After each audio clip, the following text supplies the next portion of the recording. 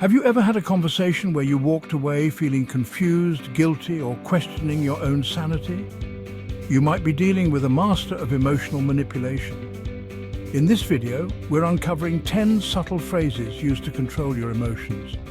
Hi, I'm Love Hacks, a relationship expert with decades of experience. Today, I'll break down these phrases so you can protect your emotional well-being. Do you recognize any of these phrases in your conversations? This video will help you identify and respond effectively. Let's talk about the classic "I'm fine." This seemingly innocuous phrase can actually be a powerful weapon of emotional manipulation. Think about it. You ask her, "What's wrong?" And she just shrugs, avoids eye contact and mutters, "I'm fine." But you can feel it, right? Something's off. This is where the manipulation comes in. She's using "I'm fine" to shut down the conversation, to avoid any real discussion about her feelings. And why? Because by holding on to that resentment, that unspoken anger, she maintains control. You're left walking on eggshells, wondering what's going on in that head of hers. You start blaming yourself, thinking, did I do something wrong? That's exactly where she wants you. Now, I'm not saying every "I'm fine" is a manipulation tactic. Sometimes people need a minute to process their emotions. But when it becomes a pattern, a way to avoid accountability and keep you guessing, you need to recognize it for what it is, a big fat red flag.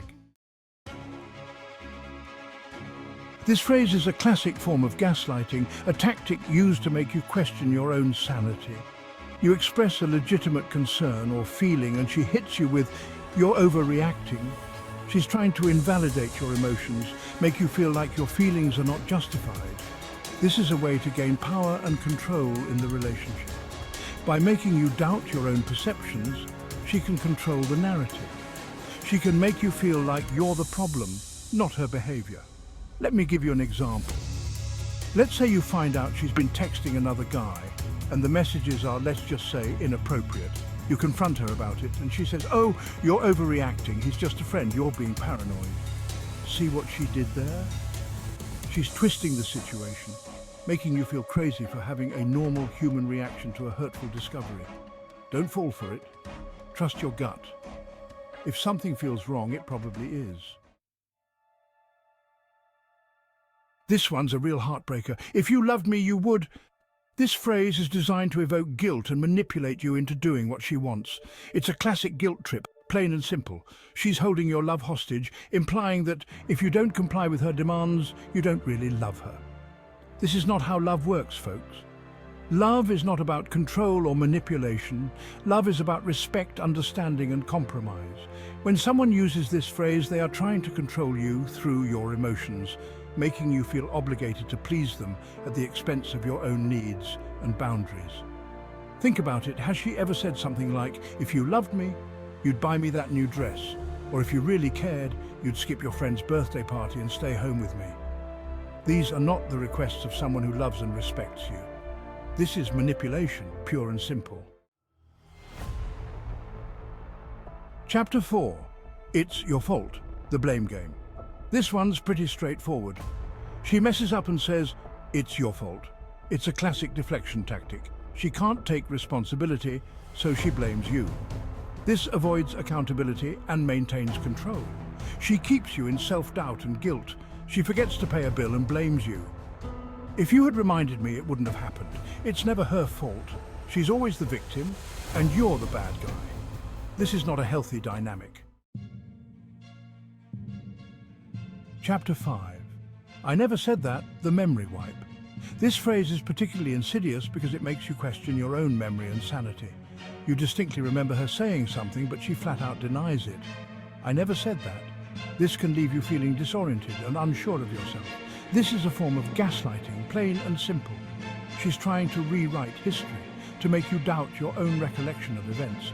And the more she does it, the more you start to question your own judgment. You think, maybe I did misinterpret that.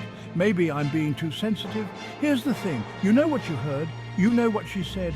Don't let her make you feel crazy. Trust your gut. If you remember her saying something hurtful or disrespectful, don't let her deny it. Call her out on it. Chapter 6. You're too sensitive. The feeling invalidator. This phrase is a way to shut down your feelings and make you feel like you're overreacting. You express a genuine emotion and she dismisses it with, "You're too sensitive." It's a way to invalidate your feelings and make you question your emotional responses. Everyone has different levels of sensitivity. What might seem like a minor issue to her could be a big deal for you, and that's okay. But instead of acknowledging your feelings, she uses this phrase to make you feel like you're the problem. Let's say you're feeling down about something that happened at work. You try to confide in her and she says, "Oh, you're too sensitive. It's not a big deal. Just get over it." How does that make you feel? Probably pretty dismissed and misunderstood, right? That's because it's a manipulative tactic designed to make you suppress your emotions and go along with what she wants. This is a classic manipulation tactic that uses social pressure to make you doubt yourself. She's trying to undermine your confidence and make you question your own judgment. She wants you to think that you're the odd one out, the one who's out of touch with reality. Let me give you an example. Let's say you disagree with her about something like where to go on vacation or how to discipline the kids. She says, "Well, everyone else thinks we should go to Hawaii. All our friends think you're being too hard on the kids." Now, she might actually believe this, or she might be making it up. But either way, it's a manipulation tactic designed to make you feel isolated and alone.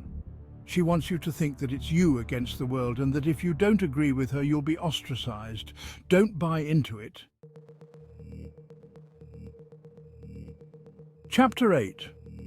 You're imagining things, gaslighting round 2. This is another form of gaslighting, where she tries to make you question your own perceptions and sanity. This is especially effective if she's been engaging in other manipulative behaviors, like lying or withholding information. You might start to notice inconsistencies in her stories, catch her in little white lies. But when you confront her about it, she says, "You're imagining things. You're being paranoid." She might even try to turn it around on you, saying, "Are you feeling insecure about something? Are you projecting your own issues onto me?" This is a way to deflect from her own behavior and make you the problem. She wants you to doubt your own instincts, to believe that you're the one who's losing it. Chapter 9.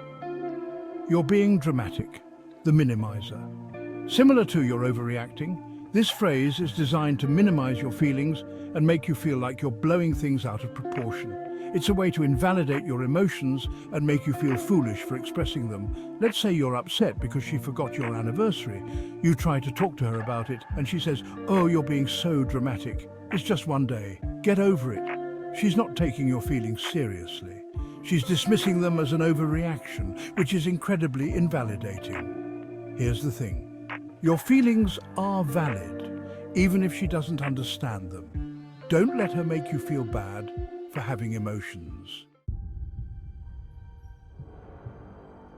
Chapter 10.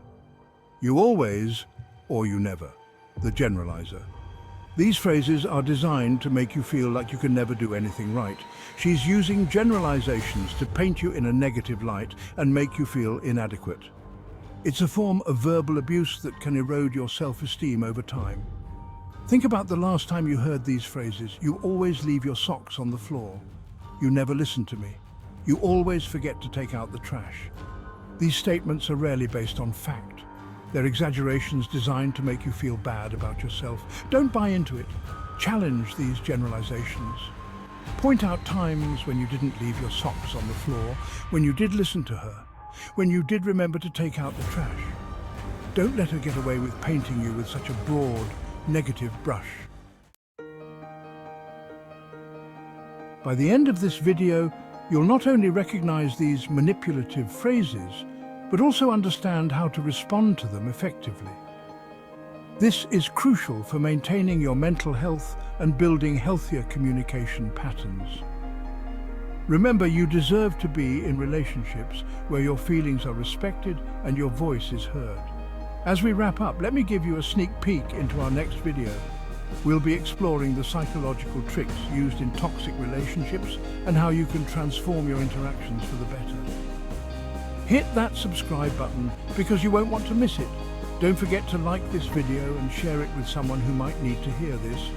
And drop a comment below if you've encountered any of these phrases in your conversations. Let's keep this important discussion going.